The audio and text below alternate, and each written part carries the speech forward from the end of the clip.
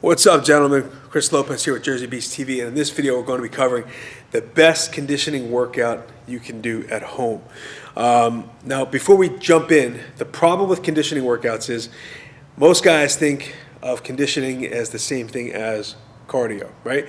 So, in my eyes, conditioning is separate than cardio. Cardio, to me, is walking, elliptical, bike, maybe even a rower, something that's a machine-based, typically a machine-based exercise where you're just going for long durations, right? Conditioning, in my eyes, actually improves performance, maintains strength, in addition to getting your heart rate up and getting you in better cardio shape. So those are the two differences. That said, conditioning, the way I do conditioning myself, the way we do conditioning here at my gym, is we do strength-based conditioning. So what does that mean? It basically means we take strength-based exercises, loop them together in a circuit, and bang them out for a set duration of time. So a good time to start with is 15 minutes, 20 minutes, maybe even 30 minutes. But you want to do something that's going to, especially if you lift weights, something that's going to kind of complement your weight training, kind of complement your bodybuilding or your powerlifting or your strength-based bar lifts. All right, so a good way to loop together a conditioning workout is two different ways we typically do it here at my gym, and two different ways that I typically do it myself. The first is setting a specific block of time, so maybe 30 minutes. I know the other day I did a conditioning workout where it was 30 minutes, and I took about 5 or 6 exercises that were either kettlebell-based or bodyweight-based or medicine ball-based or band-based. Nothing too crazy strenuous where I'm doing bar lifts or flipping tires or anything like that, but just bodyweight exercises. And I tried to get as many rounds in as I could of a specific amount of these exercises in that 30-minute time frame. So I set the timer for 30 minutes, or I just checked my watch, and I started my conditioning workout. So I started with, I believe, kettlebell swings, and then I did kettlebell squats, and then I did pull-ups for 10, push-ups for 10, overhead presses for 10 with kettlebells or dumbbells, and then I did some ab work. Every exercise I did 10 reps, so 10 swings, 10 squats, 10 pull-ups, 10 push-ups, 10 overhead press, and then 10 either Russian twists or side crunches, something for my abs. And I got in about 6 rounds.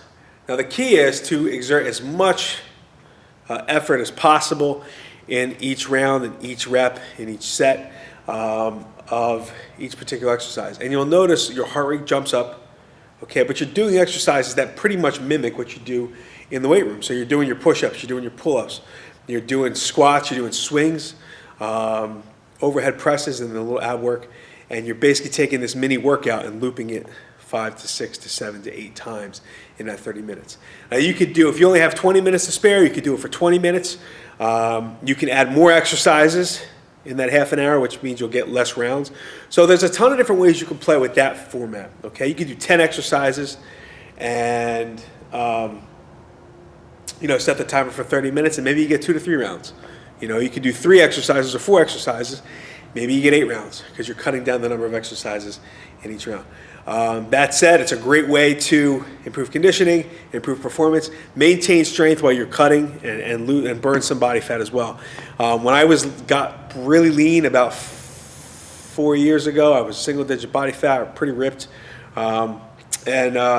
I was lifting 3 days a week, and then I was doing conditioning once a day, 20 to 30 minutes, once a day on the days I lifted, like a Monday, Wednesday, Friday. So I would do conditioning in the morning, do my work at the gym, and then I would do my lifting in the evening.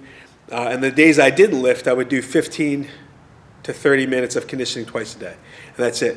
It didn't take much time. It only took a kettlebell and a jump rope, and the rest was bodyweight exercises for my conditioning-based workouts. And it worked great to shed extra body fat, especially when I did it on an empty stomach.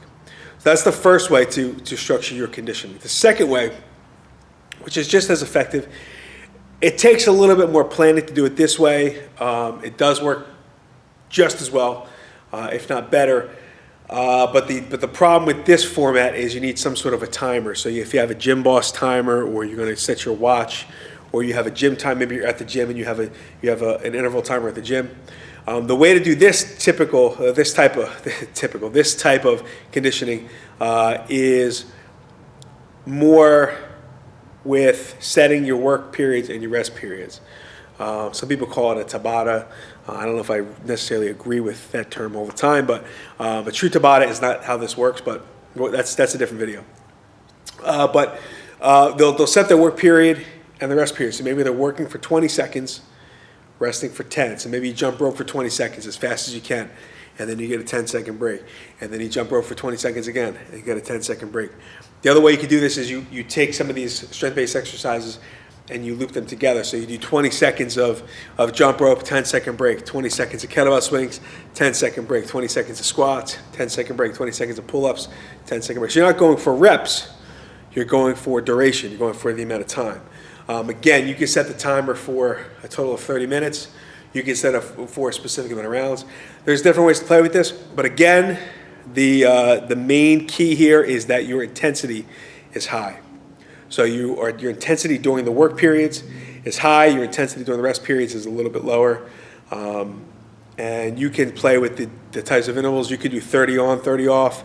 You can do 20 on, 10 off. You can do a minute on, a minute off. Especially if you're doing something like jump rope or something that you can do for a long duration, like kettlebell swings, maybe bodyweight squats.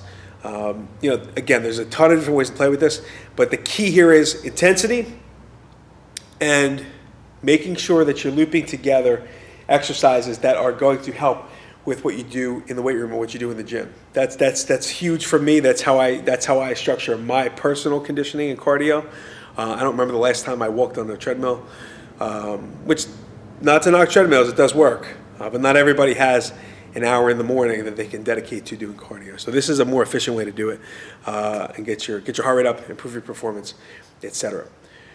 Real quick before I go, if you want to know how to kind of stack the exercise, I'm going to give you a quick template real quick. So typically you start with, if you're doing a full body conditioning workout, typically you would start with a hip dominant movement, so a deadlift, kettlebell swing, or maybe a clean, kettlebell, dumbbell clean. Then you would go to a leg dominant movement, so maybe a squat, and then you would do an upper body pull, so either a pull up or a row, upper body push, which would be a push up or overhead press, and then finish with core. And that's how I stack my workout routine. Nothing really directly for arms, because you don't really need to do that in your conditioning work. You want muscles, you want to use exercises that use more muscle groups than just one. So really no isolation work is needed. But that's how I structure my conditioning workouts. I know this video was a little long. Hopefully it helped clear some things up for you guys. And that's all I got. If you got some use out of this video, please subscribe to the channel, click the red button. Make sure you click the bell icon as well. That will allow you to get notified when I post new stuff, which is pretty regularly. Make sure you comment down below if you have any questions. And like this video, share it if you feel like somebody else would get some use out of it. And as always, get your free gift on the right side of the screen. My way of saying thank you for checking out my stuff, watching my videos, and just hanging out with me for the last few minutes. All right, guys, I'll see you in the next video.